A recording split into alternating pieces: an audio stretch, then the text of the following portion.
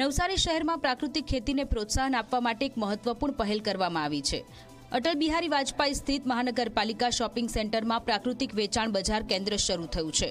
આ કેન્દ્ર દર અઠવાડિયે મંગળવાર અને ગુરુવારે સવારે 8 થી 11 વાગ્યા સુધી કાર્યરત રહેશે। અહીં પ્રાકૃતિક ખેતી કરતા ખેડૂતો તેમની તાજી શાકભાજી અને ફળફળાદી વેચી રહ્યા છે। આ પહેલનો મુખ્ય ઉદ્દેશ પ્રાકૃતિક ખેતી કરતા ખેડૂતોને યોગ્ય બજાર અને વળતર મળે તેમજ ગ્રાહકોને વાજબી ભાવ મળે, ગુણવત્તાસભર ઉત્પાદનો મળે।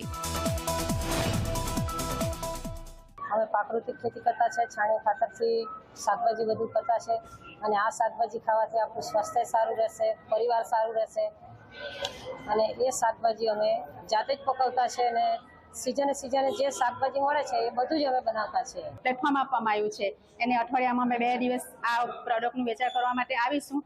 એ દ્વારા શહેરના લોકોને તો જે સારું અને સાચું વસ્તુ મળશે જ ને એ દ્વારા અમારા પ્રોડક્ટનું વેચાણ પણ સારું એવું થશે। એ દ્વારા અમને આર્થિક રીતે સારો એવો લાભ થશે।